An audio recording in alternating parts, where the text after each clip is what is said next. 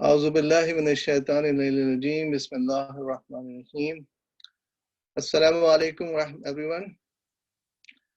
Welcome to session number 8 of our discussion on TAUHEED. So the topic we are going to continue today is TAUHEED and SHIRK. So that was the topic which we have gone into some details last week, and inshallah we will continue that discussion further. So for the benefit of some of our attendees who had missed the session last week, we will quickly go over some of the summary of the previous session, not intended to do the whole thing again, but to continue our discussion based on that, that would be required. So with that, Bismillahir Rahmanir Rahim. وإذ قيل لهم تعالوا إلى ما أنزل الله وإلى الرسول قالوا حسبنا ما وجدنا عليه آباؤنا ولو كان آباؤهم لا يعلمون شيئا ولا يهتدون. When it is said to them, come to Allah's revelations and to the messenger, they reply, what we found our forefathers practicing is good enough for us. Would they still do so, even if their forefathers had absolutely no knowledge or guidance? Surah Al-Ma'idah, the 5th chapter, Holy Quran, verse number 104. We have started the discussion on tradition and cultures. So the bottom line, not every tradition or culture is not to be followed, or it's not always bad. There are many traditions and cultures which are very beneficial, and we should be proud of them. Meaning what? Very quickly, respecting elders, kindness to the younger folks, inviting guests, helping the needy. There are many, many, many more traditions, and we follow them and we practice them.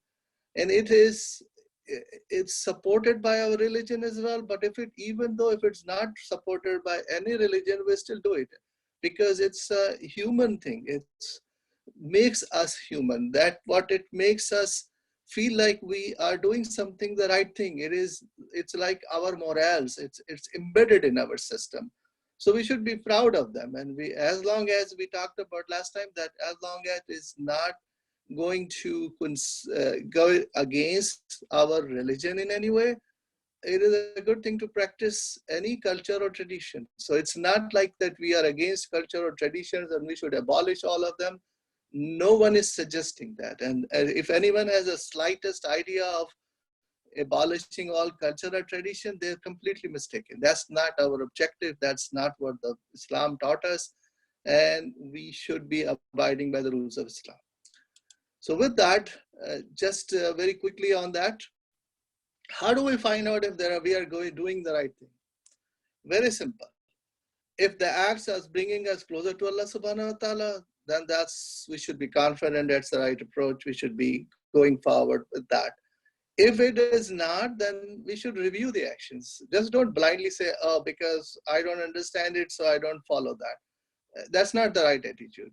So what is expected out of us is ask our elders, first of all, if this culture or tradition, what would be the basis, maybe the history if possible, what's the benefit of doing that, and see how it is being practiced. Is it really helpful? Is it something which is helping the humanity in general and helping also the community as well?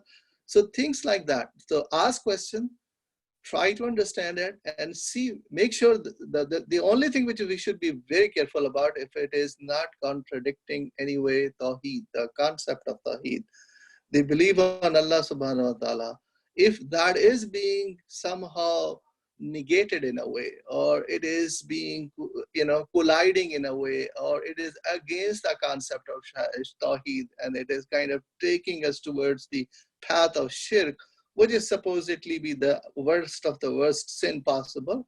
So we should be very careful with that. So and then once we get over with this common understanding of Tawheed and Shirk, we had analyzed last week when we were discussing about the Muharram and tragedy of Karbala. The reason why we brought up this topic was because this has a very big impact on most of us. We do commemorate the tragedy of Karbala every year and spend a lot of time and efforts. And definitely the objective is to seeking closeness to Allah subhanahu wa ta'ala. So that's major event which impact all of us. So once we are going through the tragedy of Karbala, there are several aspects which we follow. And definitely the whole purpose is to seek closeness to Allah subhanahu wa ta'ala while performing the act of, showing our love and affection to the holy progeny of our holy Prophet sallallahu alaihi wasallam. So with doing that, we need to revisit our actions which we perform during the period of Muharram and during the period of Arba'in in between. So that would be really helpful. If we have any concern, questions, try to analyze each one of those and see how we are doing it, why we are doing it. Is that going to bring us closer to Allah subhanahu wa ta'ala? Is it going to show us more lovable, or be showing our affection to Holy Masumin alayhi salatu wasalam? Obviously, I mean, we discussed last time as well that none of us would think that if we are doing anything which is related to shirk in any way, our Holy Masumin will be pleased with that. Obviously not. Their whole purpose of their life was to get closeness to Allah subhanahu wa ta'ala and teach everyone who would believe them to follow the same avenue, same standards. So while we were analyzing the Muharram and tragedy of Karbala, I'm trying to rush a little bit because we have other topics to go in more detail today, inshallah. So just I'm trying to do the summary of this was the last, whoever has a chance to visit the slides or the recording, they would know that this was covered last week as well. So just for the benefit of whoever missed it last week, and I know there are quite a few. So that's one of the reasons why I'm trying to cover that. So let's move on to the next topic, which has already been discussed in detail. I'm not going to go detail in here, but there are some other things which I'm going to talk about. How and what has happened during the history of Karbala. We talked about that, how the history was written. It was a reporter from Yazid's army who started to write about the historical events which took place in Karbala. And that became the history of Karbala to begin with. But then later on, there are people who have added it. There was not a compiled book sort of as a history of Karbala. The researchers today who have researched it out and found out that there was a guy named Mullah Hassan Hussain Wais Kashifi in Iran. He wrote a book in Persian language, Rawzatul Shuhada, that became very popular between the reciters of the event of Karbala. They started to talk about this book quite a bit, because that talks about a lot of events which was reported in this book, Rawzatul Shuhada. But unfortunately, this book is supposedly be not very authentic. And I'm not saying that. There are a lot of ulamas have comments about this book. But unfortunately, this is still being practiced because this book has been translated into several different languages, in Arabic as well as in Urdu, and a lot of speakers and orators of the events of Karbala, they refer to this book without thinking what they are doing, because this book is not an authentic book of history of Karbala. And some of the events which we sometimes see being commemorated during the time, which is kind of very strange, even though we understand this has never happened, and then still we do that, thinking that, is it going to bring us closer to Allah subhanahu wa ta'ala? Is it going to bring us,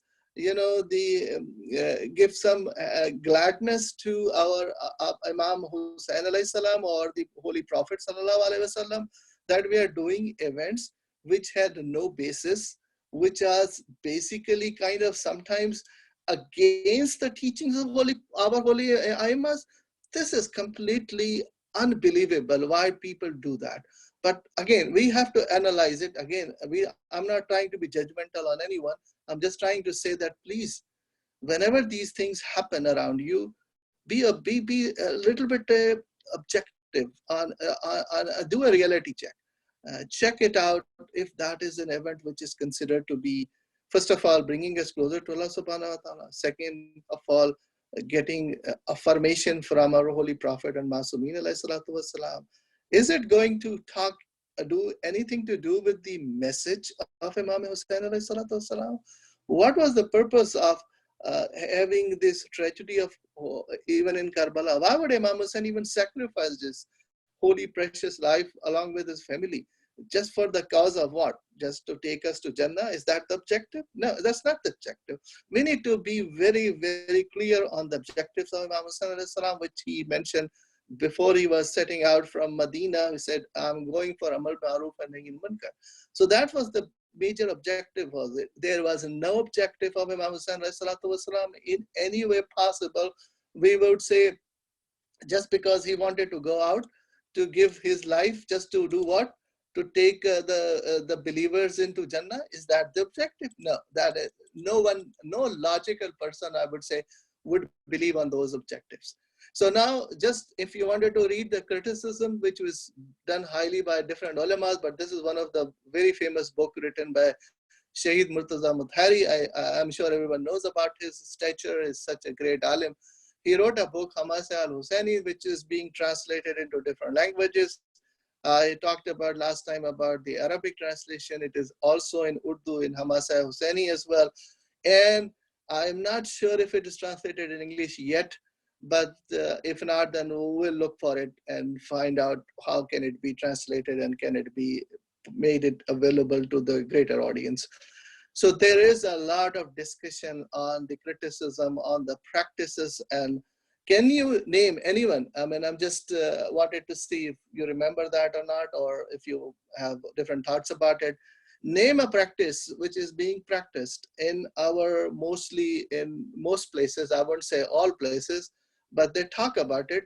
That is something which is unbelievable, but that is still being done. So what is that? What is they commemorate on the usually the night of Ashura or the day of Ashura or during the period of Ashura, if you will. So what was that practice? One of the practice which is still being done, even though people have a lot of awareness about it and they talk about it, that is not a good practice to be done. Anyone, please. Yes, already answered the question. Very good. Wedding of Qasim. That's known as Urusiya Qasim. And, the wedding of Qasim. Who was Qasim? Qasim was son of Imam Hassan alayhi salatu wasalam. And he has been accused of, I would say, it is such a bad practice that it is, it's not even a morality thing. It's against morale. Not to say that the son of an Imam and someone is trying to blame him for something like this would have happened on the night of Ashura. There is no evidence, absolutely none. And this is only for this guy whose name is Mullah Kashifi, who has created this event which has never happened in history. So this has been highly criticized by Shaheed Murtaza Mudhari and Hamasa al-Husseini, and there are so many other ulamas who have highly criticized that. So now it's still being done. It is still, we see that it's happened. It is being practiced. And even though if you try to educate people, and you know what the answer normally people would give?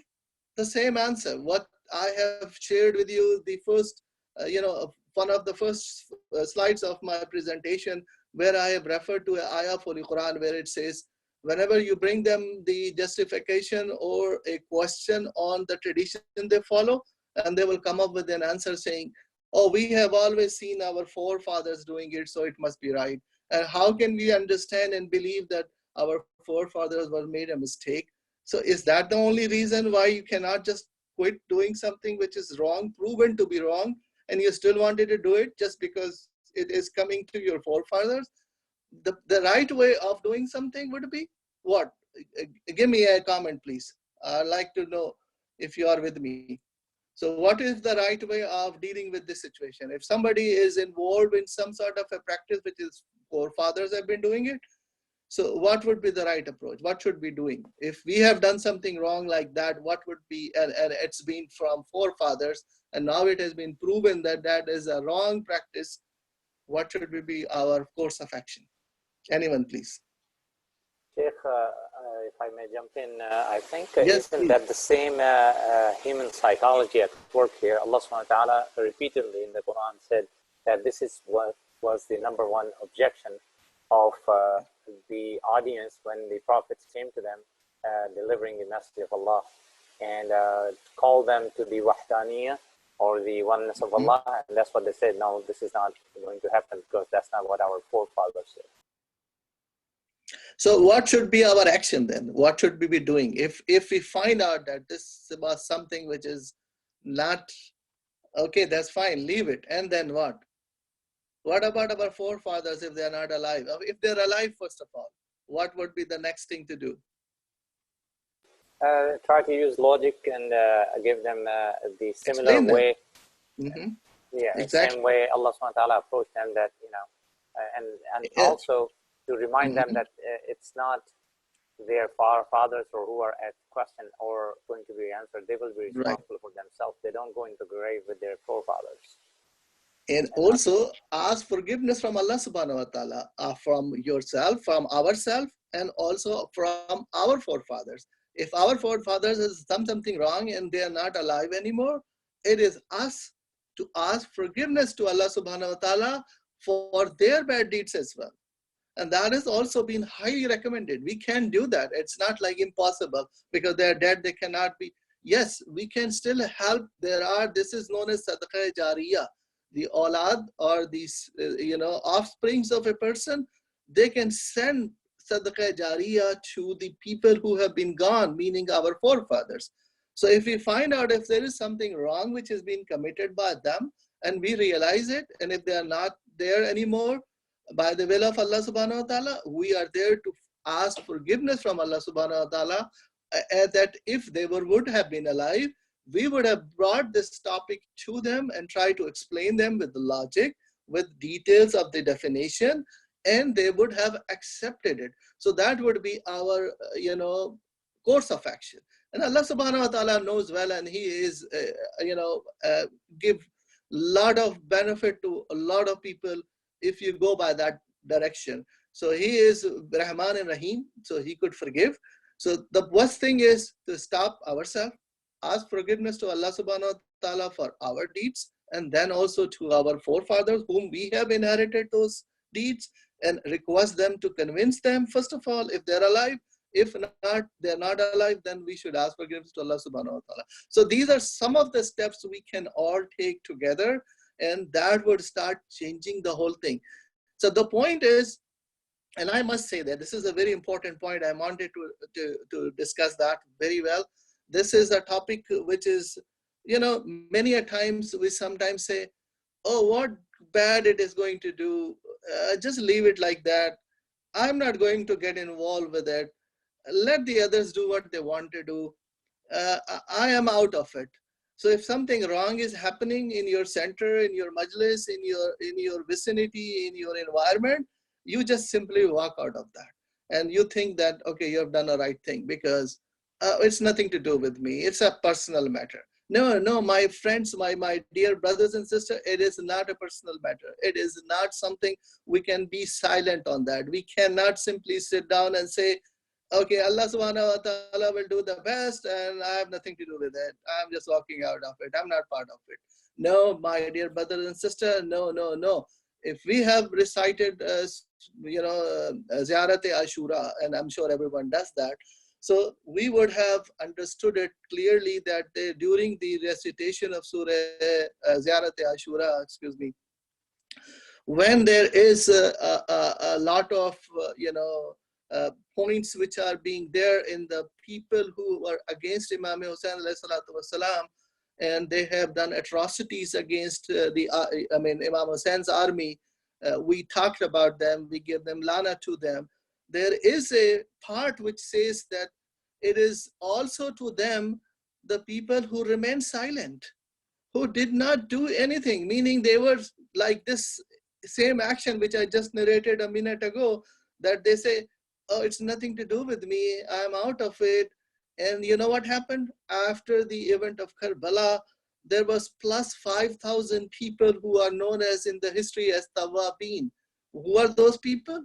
They were living in Kufa and they decided to remain silent, or they decided to say, okay, it's maybe politics, or I have nothing to do with it, or maybe nobody is going to kill anyone, it's just a war, they just have some agreement and it'll go away. So they were thinking different things. but they decided not to support Imam Hussein alayhi salatu wasalam. They did not come to help him out in Karbala. So these tragedies have happened just because there were a group of people, plus 5,000 plus, who decided not to support Imam Hussein alayhi salatu wasalam. So you know what? These people, and after that, they were so, feel so guilty about it. They felt so guilty that they would say, we are going to kill ourselves because we made a big mistake. We did not support Imam Hussein at the time of Karbala. So let's come up, wake up. If we are not doing the right thing, we should wake up now and we should take action immediately. Meaning what? Meaning, if something is wrong going on, I'm not asking you to pick up arms, khuda na khasta, or something against that. I'm not, supporting any violence or any act of that. Definitely, there are our Mu'min brothers and sisters who are maybe believing something different. The first thing we should be doing is to try to help them understand logically what is the purpose of Karbala, why Karbala happened, what was the objective of Imam Hussain alayhi salatu wasalam, what are the lessons we are learning from Imam Hussain alayhi salatu wasalam, because it's impact our life greatly. So first of all, these are the first things. Second of all, then we can get into the discussion of TAUHEED and SHIRK. Why is SHIRK the biggest sin possible? And then come to the point that why are we doing, things which have never happened? For example, wedding of Asim. And then there are other things also. We can get to that. So try to make up a plan. Try to talk them out of it. If they don't, then what next steps would be? It is a community-based thing. It's not an individual thing. We all have to come up with solutions, talk about it, have a discussion on it, make a forum, make a Zoom meeting possible, discuss that. And if we all agree, then the next steps could be taken. There would be collective efforts to be done. Bringing a alim in here who can explain the details of that and who can explain the narration of how it is related to which traditions he is referring to. And I'm sure people are intelligent enough. They are all very logical people. We are living with people who are very educated people. And they are believers of Ahlul Bayt alayhi salatu wasalam. They are believers of Holy Prophet sallallahu alaihi wasallam. I don't think there would be any dispute or confusion or concern. Whenever this would happen, they would gladly accept it. And we all, definitely, we all are part of one team. What is that team?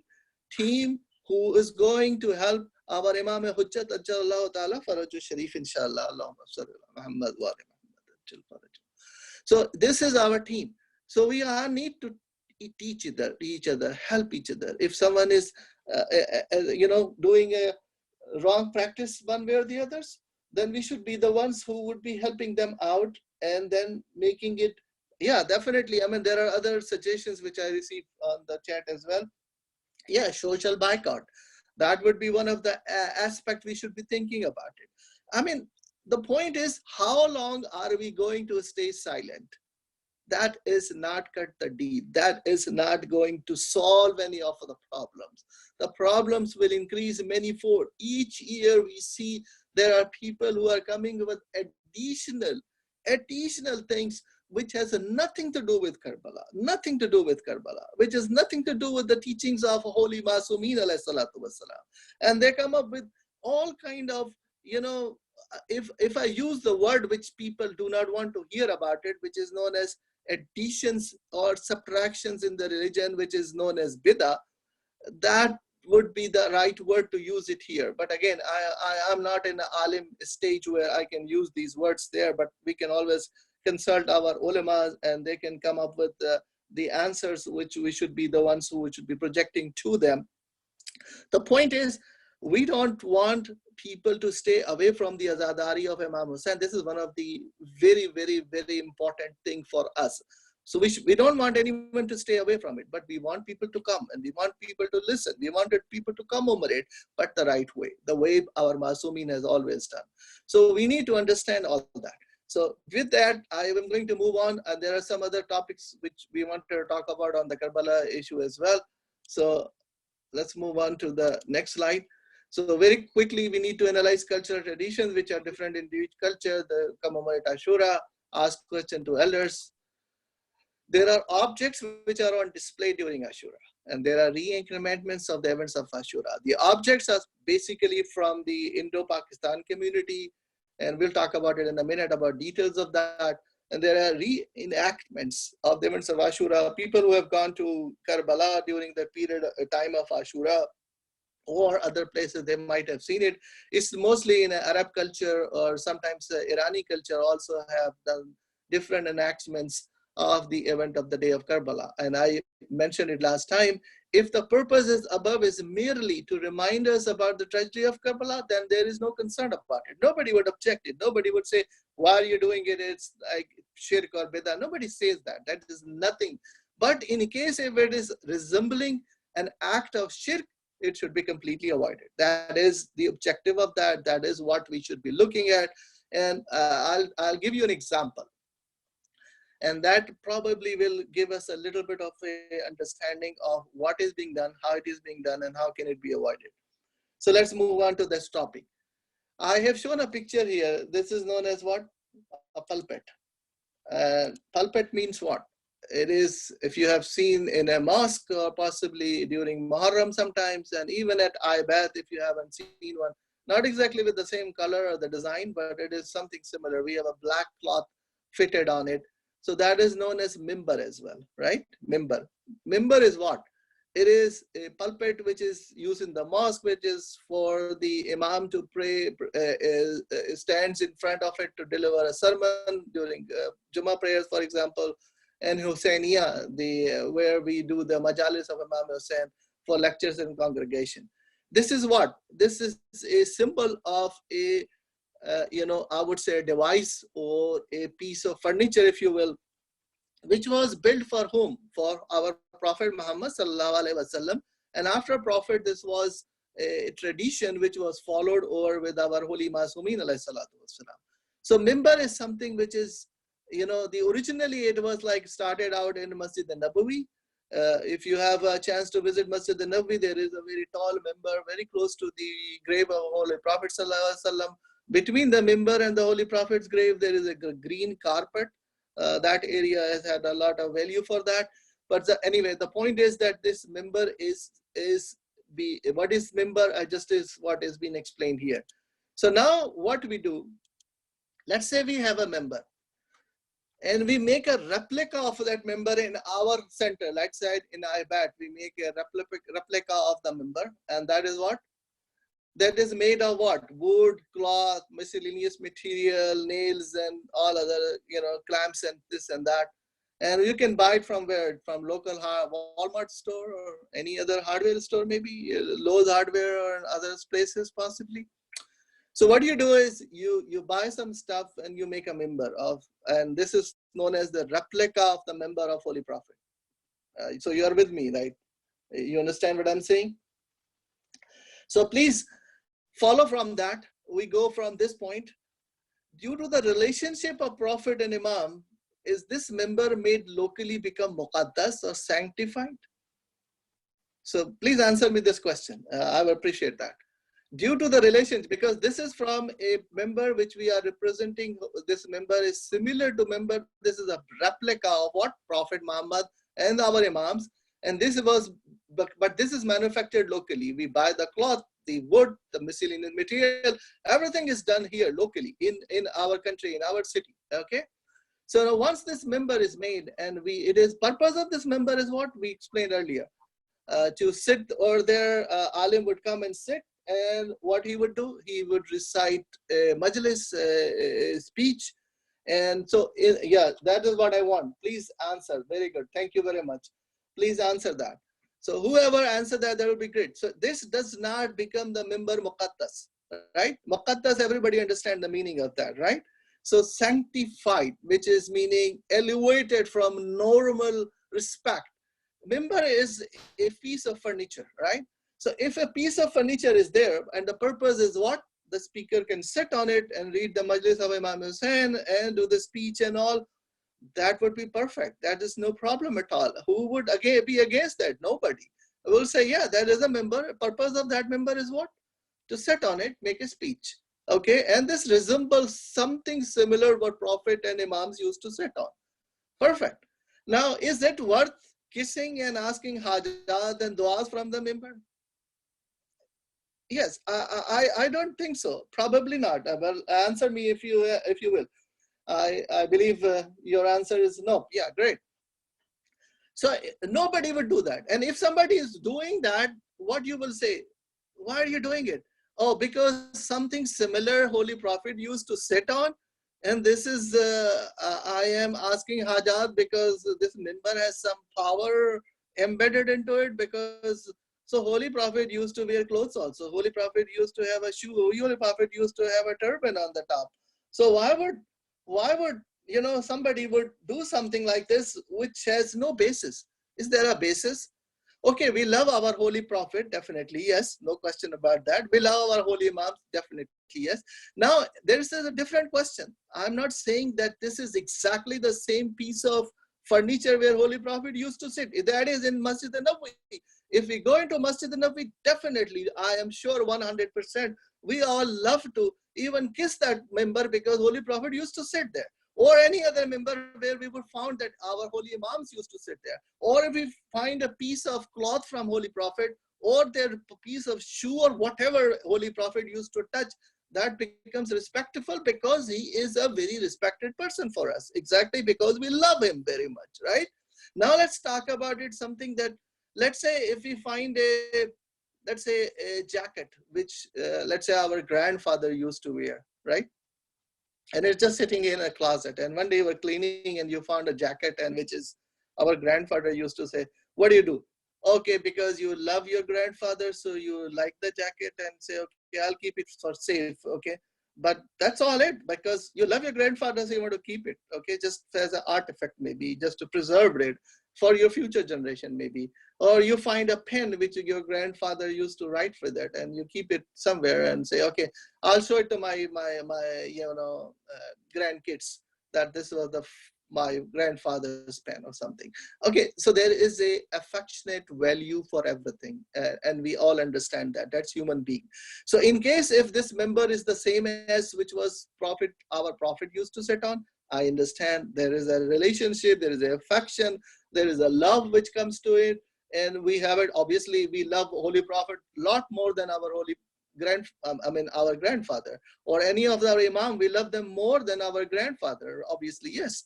So this is how human, phenomena or relationship happens. We love somebody, so we care about their things as well. So now, but this member we just talked about, this is being done locally. Nobody is anyone to say this is just a replica of that member. Remember the wordings which I used last week? If we have a replica or model of Holy Kaaba and bring it to our home, put it on a shelf, I'm not saying we disrespect it, but it's just a piece of a, artifact, if you will, or it's a piece of a model, if you will. It's just sitting on a shelf, right? Yeah, just we look at it every day, but we don't do anything with it. We don't come too close to the Holy Kaaba's model and ask our hajat with that. Do we do that? I don't think so. If we have a model at our home, I mean, I do have a model of Holy Kaaba, a small model. When I went for Hajj, we got it from there. I put it on a shelf, but we just look at every day and say, okay, looks like Holy Kaaba. And if there is a child in my home who have never been to Holy Kaaba, I will show them as a model. I say, okay, this is a model of Holy Kaaba, and then he will say, yeah, fine, that's okay. I want to look at Holy Kaaba. I would open up a TV channel and say, okay, now look at Kaaba. This is how it looks like. People are still doing the tawaf of Holy Kaaba. Or if you go for Hajj, you take a lot of pictures, you bring it over. So the point is, there are other means of thinking about Holy Kaaba when you're at home. And now if you made a member of similar to what member of Holy Prophet, it doesn't mean that it's become Muqaddas and you start asking Ajat from it, right? Similarly, now this is the more important point. If you're not listening to me, please come and closer and listen to me. This is extremely, extremely important what I'm going to talk about, inshallah. With Allah's help, we will cover that, inshallah. So make a salawat for the sake of Holy Prophet and Masumi alayhi salatu wasalam. اللهم صل على محمد وعلى محمد. Thank you, brother.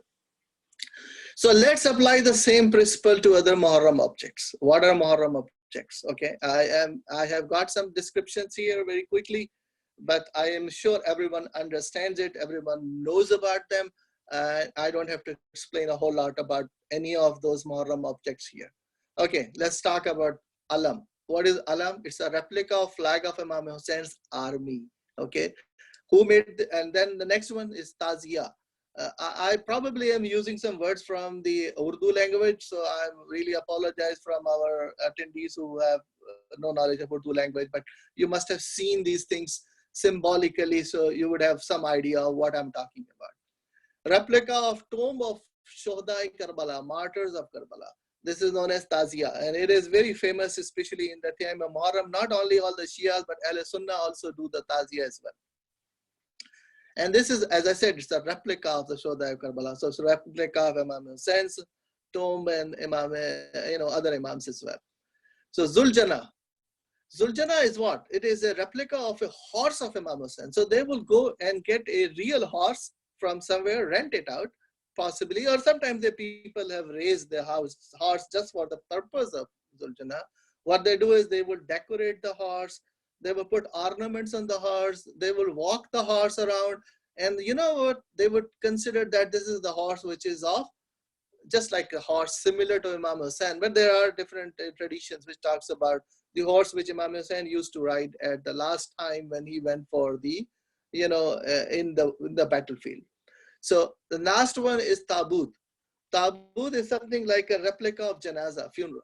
Because we were not able to support the funeral of Imam Hussein, it never happened. So people would make a lot sort of a box, would cover with certain ornaments and then take it around the place just to show that this is how it looks like, feel like that how we are attending the Janaza of Imam Hussein.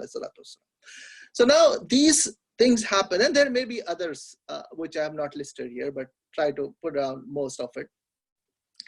So when we are doing that, is that not the rule apply for the mimbar which we have just discussed a minute ago? Does any of those applies more than the mimbar, for example? We talked about that the mimbar is a replica of the mimbar of Holy Prophet himself. These are all replicas. These are made by who? Ourselves. We do it ourselves. What about with what? With cloth, with wood, with some other materials. Where did the material get from? Mostly from Walmart or any other hardware store, except for the horse, obviously. You have to rent a horse in order to, and this horse is this the same horse, or is it on the progeny of the horse which was Imam Hussein's horse? Or is this the ancestor, their ancestor was the horse of Imam Hussein? No, nobody would say, no, that's not right. There is no relationship with that. So it's not the same horse. It's not even the progeny of the horse, or it's not an offspring of the horse of Imam Hussein. It's just a horse, right? So what it is all these ornaments, or I would say items, progeny. Yes, progeny of not the horse of not the progeny of the horse of Imam Hussein. So what I'm saying here is all these items which are being practiced in our Muharram traditions mostly, people do the respect. I understand that is not a problem. We should respect all these items which are there just for to show our love, if you will, show our respect, show our younger ones to say that, okay, it looks like something similar to the alam of Hazrat Abbas, if you will, Abul Fazl Abbas. It's this horse is something similar to horse of Imam Hussein. So for that purpose, no problem at all. Nobody says anything wrong with it, right?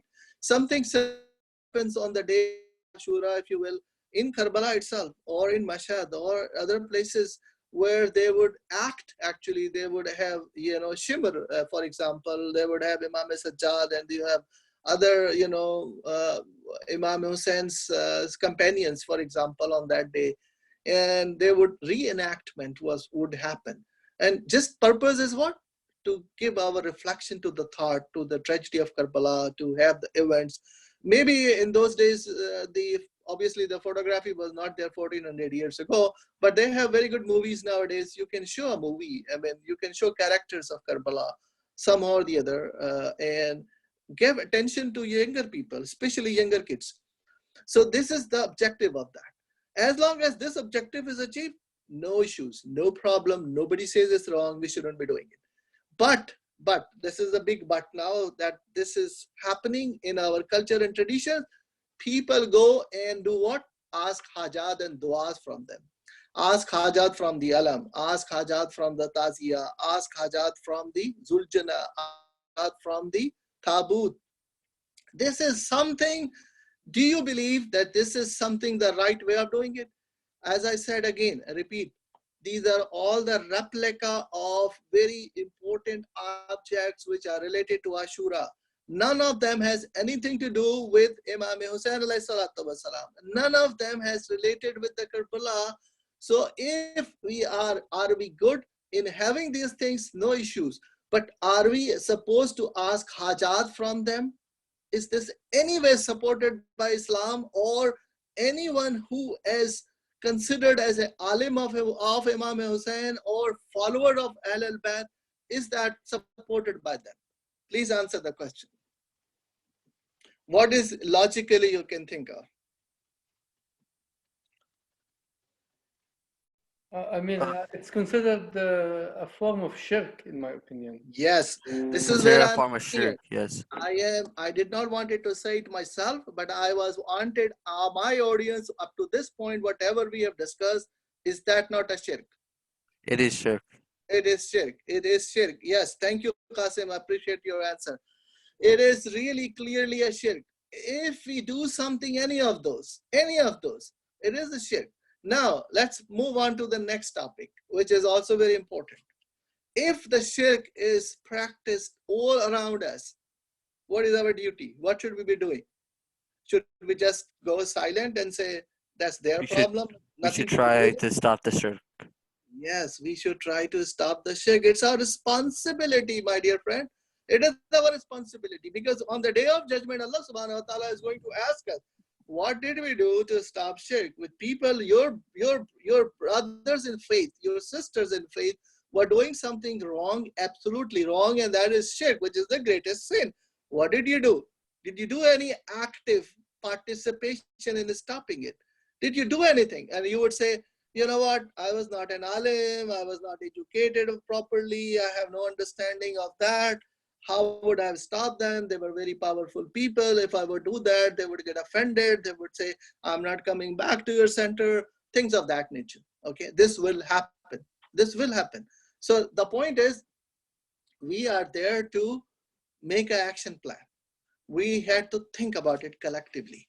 And one of the objective of all of you together, inshallah, and I hope everyone is of the same page. And if you don't agree with me, and if you don't think I am on the right track and I'm doing something completely wrong, please feel free to object it now. Let me know. And if you don't feel like talking right now, send me a message and we can talk over it again and see if where am I wrong. I cannot be always 100% correct. Maybe I'm wrong. Maybe I don't understand the relationship of TAUHEED and SHIRK and with these objects. Maybe I don't have that ilm. I never claim to be an alim. I'm just a learner. I'm a student. Okay. So that doesn't mean that my word is the hurf akhir, is the last word. No, I am not. I'm nothing. I'm just presenting it to all of you because you are brothers and sisters. We are together in the faith.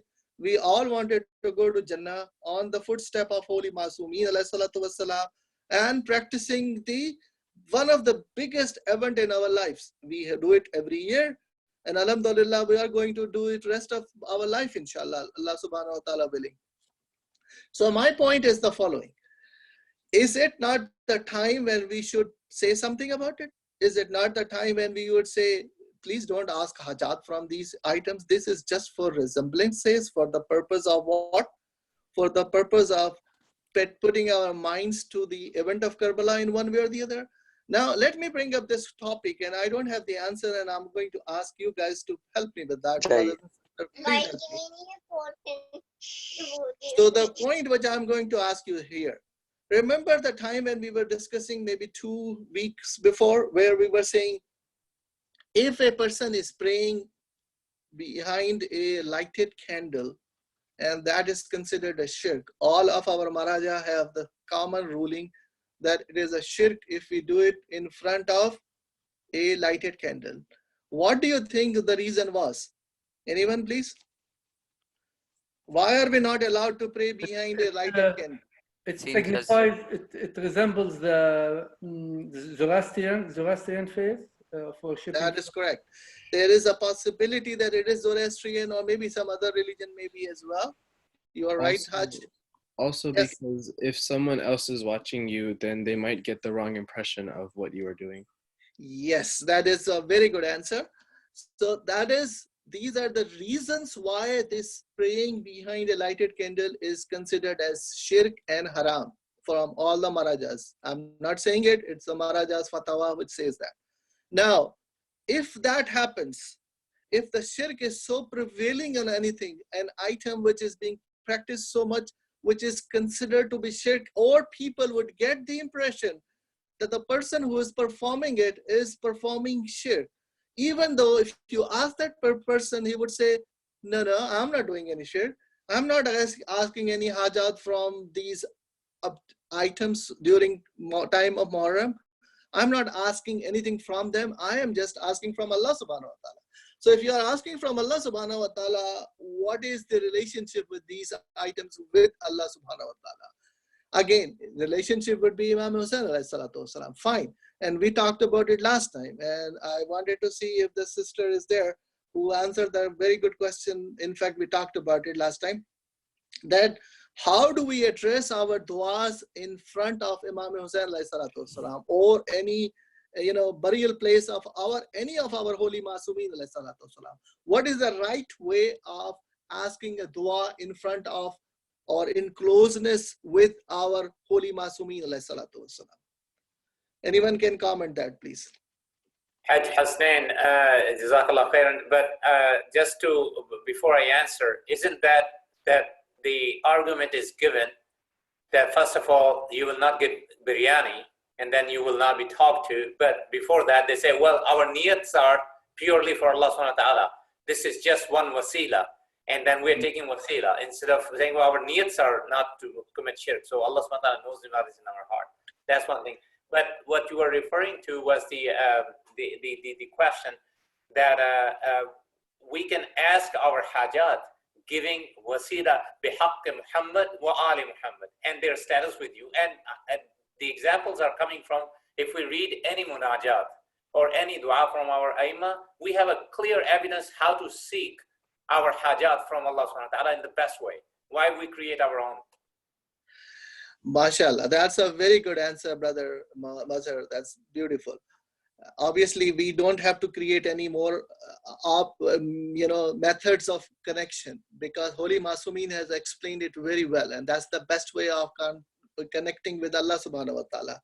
And they are our tawassul, and we can always use the tawassul. It is always better to use the tawassul if possible, but not on the objectives which are our own main met, which are done only the sole purpose of these subjects which we have shown here is to have our mind towards the event of Karbala, the atrocities happen in Karbala, the tragedy of Karbala. That's what we wanted to do with it, right? So it's not the place where you're going to ask hajat, first of all. Second of all, we should be clear about that.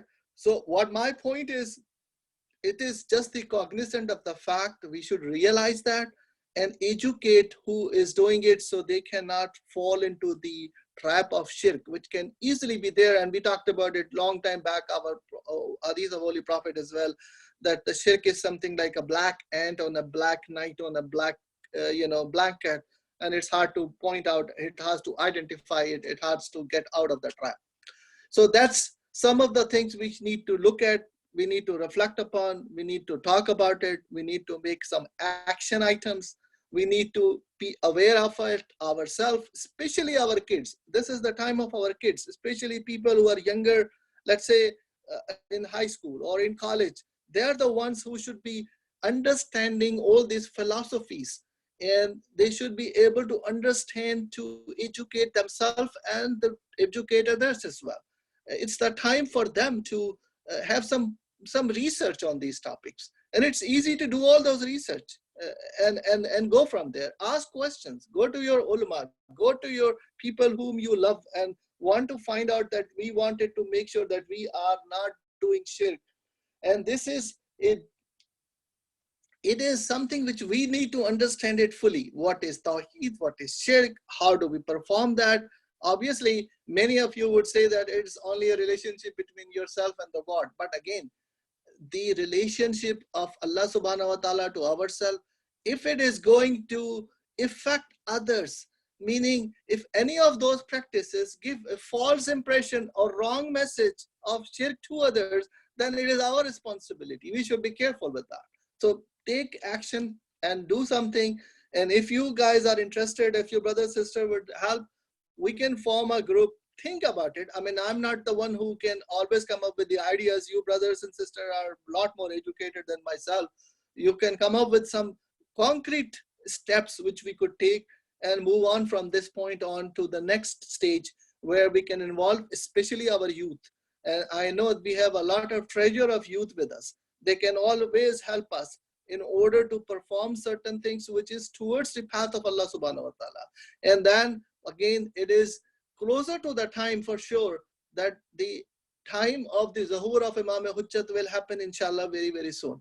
So we have our belief on that. And it is the time we are going to get closer to that. So be ready for that. Prepare ourselves, prepare of our basic AQAID.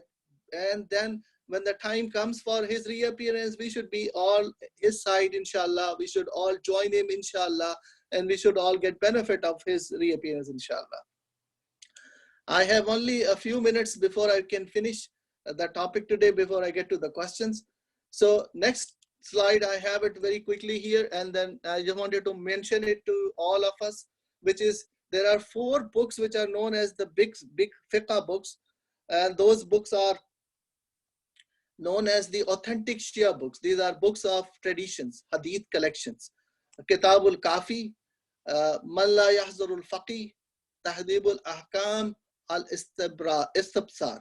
And these are from these authors. They are great scholars. Muhammad bin Yaqub al-Kulani, Muhammad ibn Baba, Sheikh Muhammad Tusi. And these are the number of hadiths in each of those collections. These are basically the core material which is being studied in Hausa when people wanted to understand AQAID to begin with, because these are traditions which are very authentic traditions and they go a long way from there. Next one, which I wanted to talk about quickly, is Biharul Anwar. This is a book which is being referred many times from Mimbar and the speeches in Muharram and all the time. This is known as Sea of Lights, the meaning of that. Biharul Anwar meaning Sea of Lights. It has 110 volumes in Arabic, 85,000 hadiths, compiled by the famous Shia scholar Muhammad Baqir Majlisi, and he died in 1698 AH, known as Allama Majlisi. So this is a secondary source beyond 4 books. Now there is a concern which is written here. He has compiled the ahadith together, 85,000, think about that. And he has got different sources. He has Shia sources, Sunni sources. He put it together. But he did not scrutinize these ahadiths. What he has done, he has gathered both pearls and pebbles. It's the job of the reader to scrutinize before narrating and following. Many a times people bring up, especially during the majalis, they would say, Baharul Anwar quoted by Allama Majlisi. This is a riwayat or tradition from Allama Majlisi, and this is what it says. Without scrutinizing the narration and bringing it over in front of the people. So the book is, even though it has 85,000 ahadiths, most of these ahadiths, like 95% plus, is not being considered as authentic or siqa. And they are not being used in Hausa just for the sake of derivation of the Islamic law or even AQAID. They are secondary material, but not considered as very authentic. But when a reader or a speaker would bring up a hadith from Baharul Anwar and quote it in front of all of us, he would not even have done the job, which is scrutiny before narrating it. Mostly it is being very loosely being quoted, and that is one of the main reasons. Many a times we get questions like what we have got, and when we finish the lecture, we get to those questions. This is a confusion when it happens. So I wanted to bring you the source. What are the source book we have seen earlier? and what is the credibility, if you will, of Baharul Anwar. It is not me saying it. You can research it out yourself. A lot of big high-level ulama have already talked about these things about, and this Allama Majlisi himself, he has written it in his preface of the book, where he says that he did the job of collecting everything together in one book, compiling them in one book. Now it's the job of the reader for the future generations to scrutinize the book and make sure that what is right and what is wrong from there. So with that, I am going to move on to my last slide, which is the conclusion. And once we go through this slide, I think I'm about on time, because I have been objected earlier that I usually run out of time and people have other engagements. Obviously, I understand and apologize for the fact that sometimes it's run over.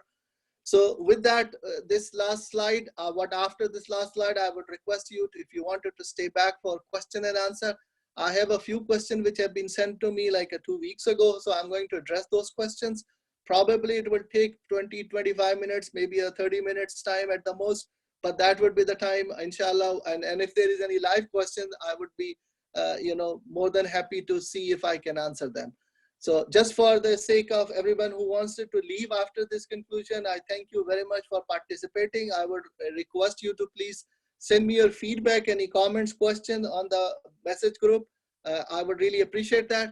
And I plan to do a little bit more discussion on this topic of Shirk and Tawheed further to next week as well. But if there are any questions, please send me over on time. So before I do the conclusion, okay, let's finish the conclusion first. Culture and traditions are good to practice and they are against Tawheed of Allah subhanahu wa ta'ala. We need to analyze all traditions that they bring us closer to Allah subhanahu wa ta'ala. All traditions should be supported of our Holy Masumin. Again, Sunnah of Holy Masumin meaning traditional, the Sunnah of Holy Masumin, the credible resources we need to look at. Again, I told you about it, that it is not me saying we cannot discard everything in Baharul Anwar. What I'm saying is we have to research out, analyze it, find the right, corrected hadith or narration and bring it over and then apply for it. Do not just quote Baharul Anwar and say because it's a tradition of our Holy Masumin, so it needs to be followed. Many a times it is incorrectly been narrated. Sometimes the narrator is not very authentic. They made mistakes, and there are other ways of finding out if the tradition is right or wrong. Obviously, I am no expert on that, but we need to reflect back to the experts who have a lot of information how to check on the tradition if it is a valid and acceptable tradition. Last of all, on this topic, Ashura and Arba'in are greatly significant event for us. We need to commemorate focusing on the approval of Allah subhanahu wa ta'ala. We should make sure that it is not against the Tawheed of Allah subhanahu wa ta'ala. Nothing is against, nothing in the lines of Shirk. If there is a confusion or doubt, we need to analyze it. We need to ask our ulama, get the right answers from them. And even if it is try to avoid it, if we don't know the answer, just avoid it first of all. And then follow it if it is going to make any benefit out of that. Is it going to reflect us something back for us? Is it going to bring us closer to Ashura? Is it going to bring us closer to Imam Hussain? Or is it going to bring us closer to the teachings of Imam Hussain? Why did he give his life for the sake of Allah subhanahu wa ta'ala? What was the purpose of that? Ask all those questions to ourselves and come up with the answers. And Allah subhanahu wa ta'ala is the best guide, inshallah. He is the one who is going to, if we take one step towards Allah subhanahu wa ta'ala, there will be 10 more steps which will be taken towards closer to us back from Allah subhanahu wa ta'ala. So we would ask Allah subhanahu wa ta'ala to help us, to guide us, to get the intercession of our Holy Masumin alayhi salatu wasalam. They are our guide. They are our, the way we have to take light from them. We need to follow their footsteps. We need to follow the way they used to pray to Allah subhanahu wa ta'ala. We need to understand the way they were asking from Allah subhanahu wa ta'ala their hajat, and have showed us to how we are going to approach to Allah subhanahu wa ta'ala in asking our hajat. And we have discussed that previously, that Allah subhanahu wa ta'ala is the one who had showed us the path, meaning Surah Alhamdulillah, we have discussed that in detail. اهدنا الصراط المستقيم صراط الذين أنعمت عليهم غير المغضوب عليهم ولا الضالين. So that's the approach which we have to take every day, inshallah. Allah, with God willing and with Allah's support, we are all going to get to the path. We are all going to see, inshallah, the rise of reappearance of Imam Hujjat Ajallahu Ta'ala Faraj Sharif. And with that, I'm going to recite the dua of Imam Zaman, inshallah. And then, if you wanted to stay back for a few minutes, we are going to address the question, inshallah. Bismillah ar-Rahman ar-Rahim. اللهم كن لوليك الحجة ابن الحسن حسن صلاتك عليه وعلى آبائه في هذه الساعة وفي كل ساعة وليا وحافظا وقائدا وناصرا ودليلا وعينا حتى تسكنه أرزك وتمتعه فيها طويلا برحمتك يا أرحم الراحمين. اللهم صل على محمد وعلى محمد أجل فرجهم. Haj Hasnain? Yes, brother. Yeah, I just have a couple of quick comments because I want to drop off. I have a commitment. The two comments I have is, first, I agree with you. I have to say something because I am myself a convert to Shi'ism. I converted like 32 years ago. Actually, yeah, 32 years ago. And so I have a lot of experience in the impact wrong practices during the commemoration of Karbala, the kind of impact it has on people who would otherwise be convinced by the Shia faith. In other words, the Shia faith has good fundamentals and good logic, and it attracts a lot of people.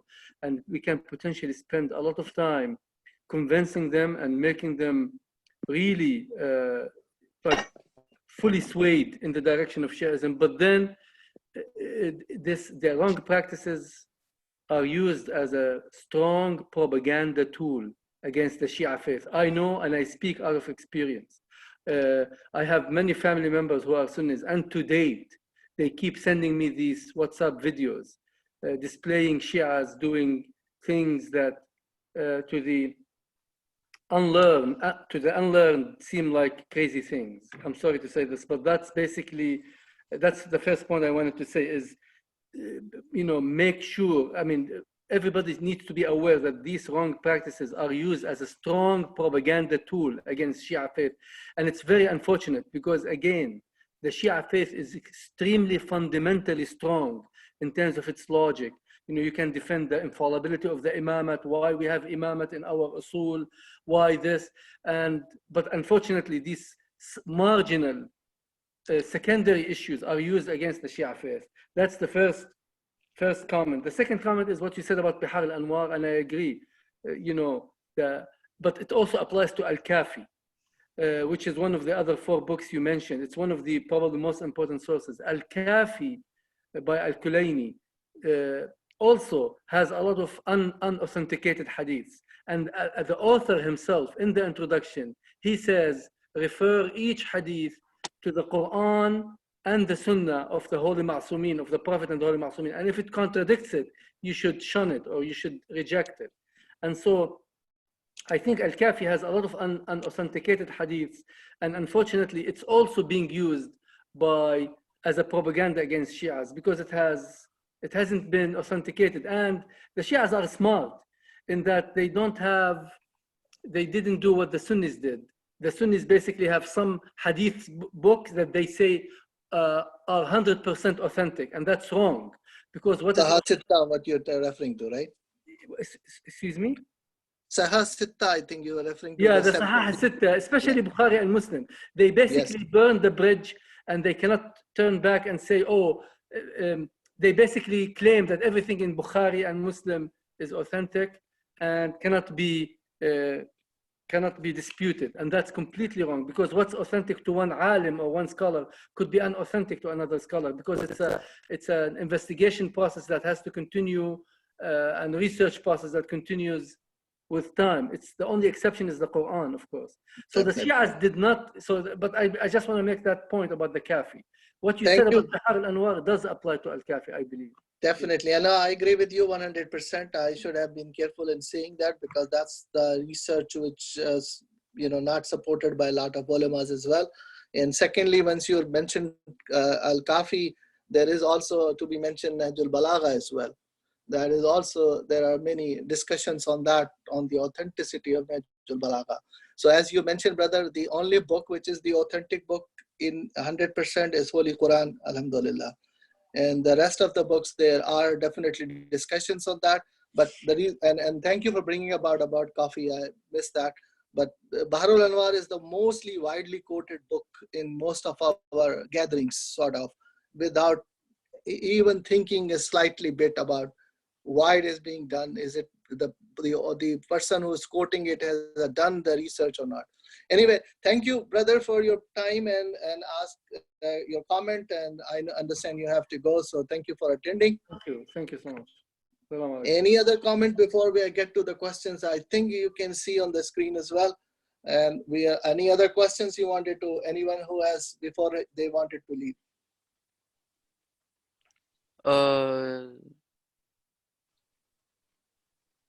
Yeah, go ahead.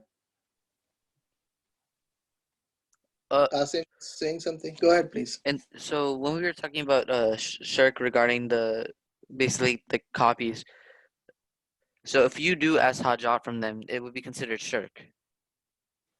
Yes, the hajat can only be answered by Allah subhanahu wa ta'ala. Oh, okay. Only and only Allah subhanahu wa ta'ala can fulfill the hajats. Oh, okay.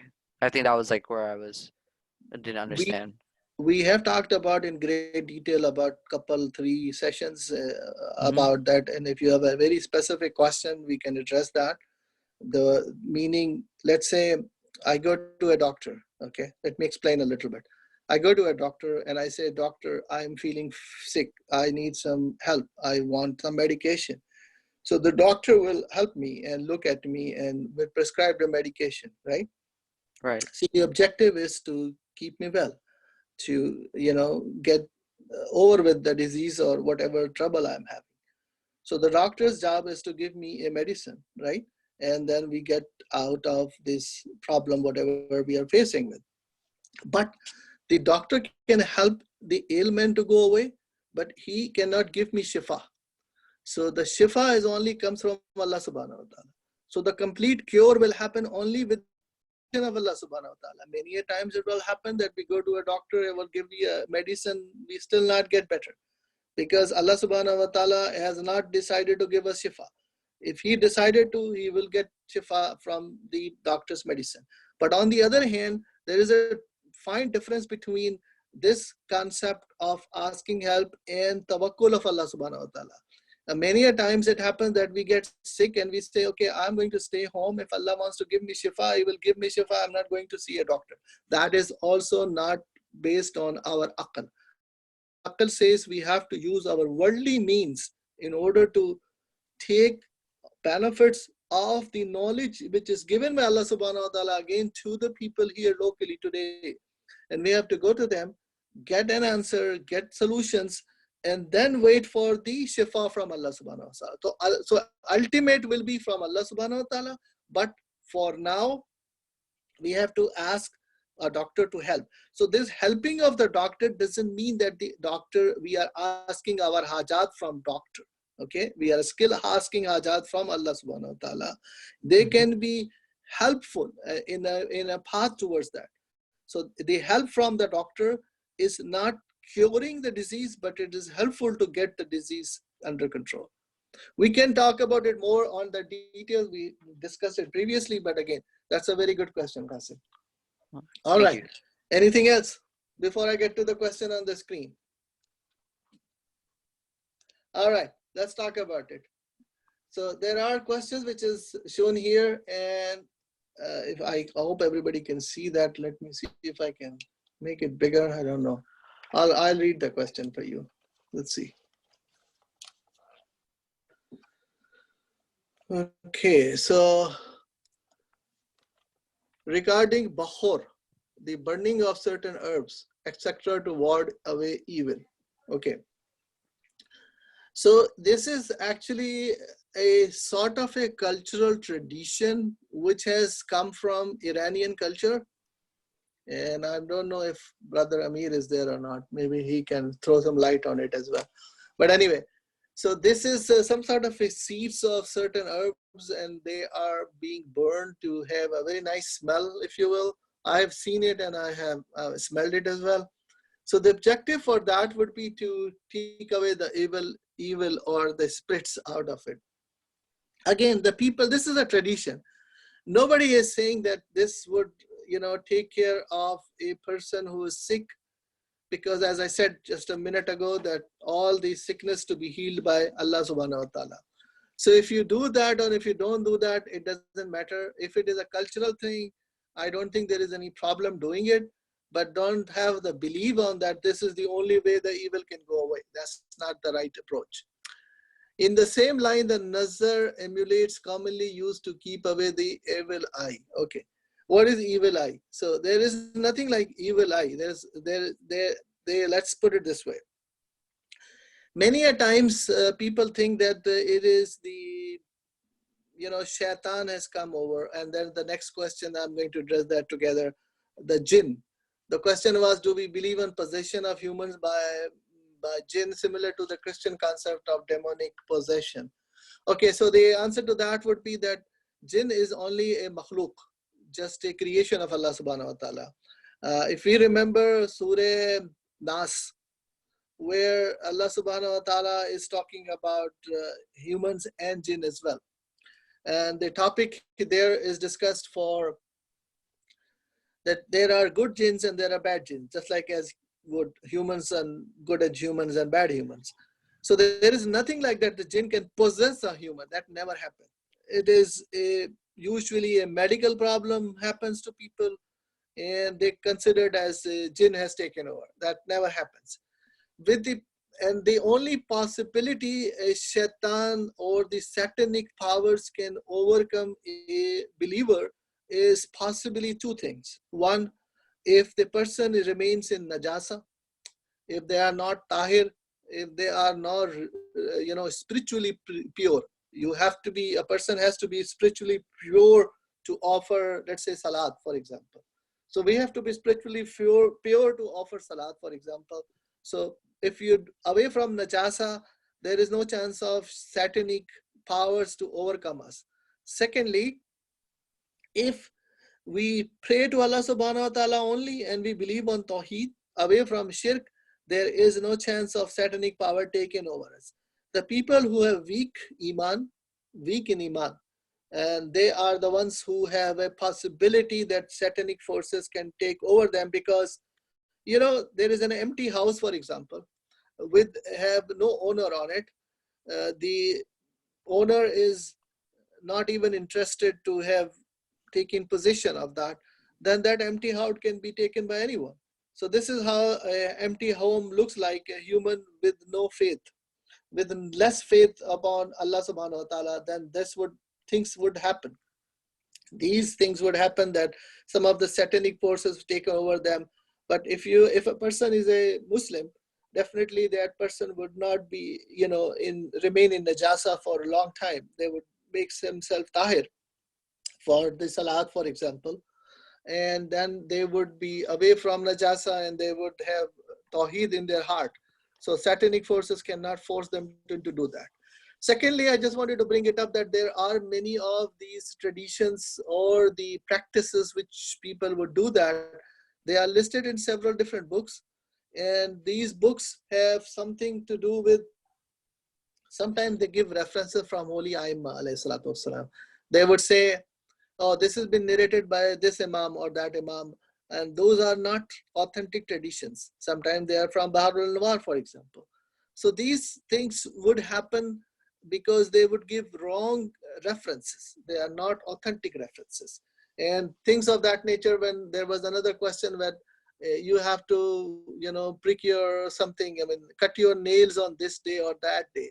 Or one other very important one, which I have seen it many, many, many times. And I just kind of thought about it. You see, when we wear this ring in our hand, so this ring is only for a purpose of zina, meaning to, let's say, beautify ourselves. That's the purpose of that. It does not bring you any harm or any evil to, or stop evil or bad. It's just because it's a practice of our Aima alayhi salatu wasalam for the zina purpose. That's why we do that. Second of all, which is a shirk, 100% it's a shirk. When the people, what they do, when they're doing a qunut, dua qunut in our salat, and I've seen it, people doing it. So when we raise hand like this is our qunut normally. You know what they do? I'm just putting it in the front of the camera so everyone can see that. What they do is they turn this ring upside down like this. Okay. See this? This stone is inside towards the palm. Okay. And when they do the dua, this stone is facing them. And in their opinion, they think that with this stone facing towards them or facing towards, up in the sky, they are, using the stone to get attention of Allah subhanahu wa ta'ala. That's a complete wrong tradition and understanding of this. This stone is only for the zina. It doesn't do anything good or bad. Allah subhanahu wa ta'ala is the superior most power in the whole universe. There is nothing else superior than Allah subhanahu wa ta'ala. So this would be the answer to that. All these answers, whatever these practices which we do, does not have any authentic support until unless you have a good riwayat, which is backed by a tradition, which has to be gone with the authentic tradition, if you will. So let me read the question again. So if I've asked it before and got the same answer from Alim regarding jinns. Okay, yeah, that's about the jinns which you have answered. Yeah, jinn is a makhluk. They have good jinns and bad jinns, and they will be on the day of judgment. They have aql also, but not the same aql as ashraful makhluqat, as the human beings. So they are, but they never can ever possess anyone. That never happens. And nobody have control over jinns. Sometimes people say, oh, that person has control over jinn and they can do certain X amount of stuff. No, that is not correct. That is completely misguidance, ill-informed people who would say that. So we as believers of Allah subhanahu wa ta'ala believe on Tawheed of Allah subhanahu wa ta'ala. We should know that no one else have a power over human beings like this. The only possibility I've just told you earlier, be tahir, remain away from najasat, have full faith of Tawheed in our hearts, in our minds, and that clarity would save us from any evils which would happen. So don't believe on everything which you hear and read and practice. Ask everything a question. Ask a question. Just ask your father, mother, your parents, your grandparents, whoever is doing something, just ask them, where do you have the reference for it? Can I see that? I want to analyze it. I want to ask, do some research on it. So be polite, be respectful. We don't want to hurt anyone's feeling. If they have been doing it all along their life, just go and politely ask the question and go from there. So anything else? Let me see if there is any other question.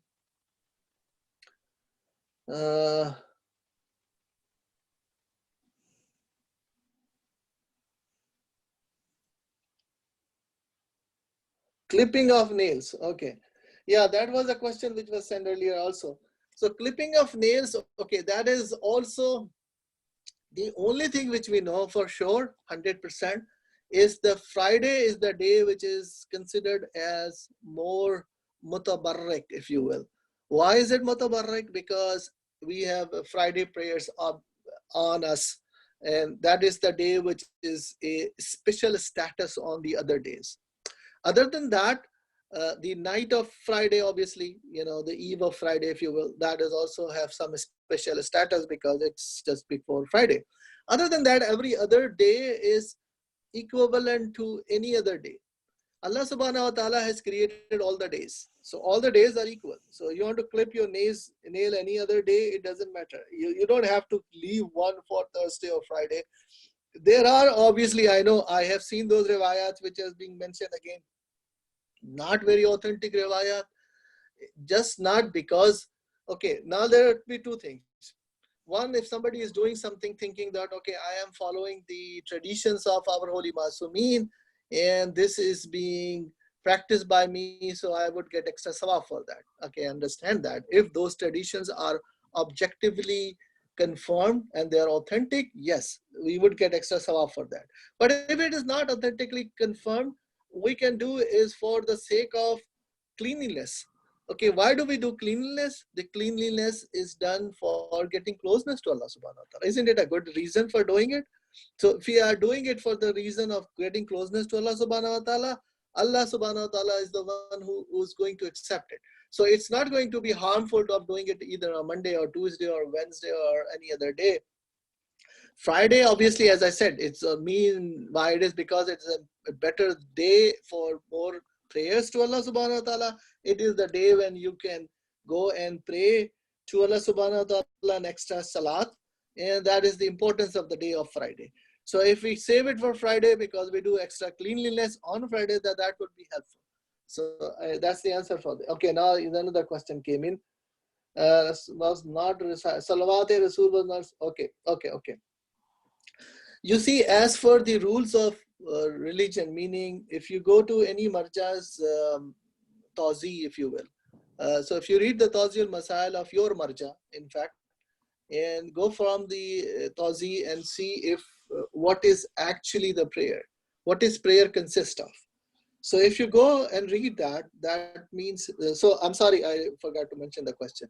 The question is, are we have to, I mean, the brother who has written down, he has said that he has seen during the sajda, there has never been a salawat which is being recited in sajda. Now it has been a practice which is being done.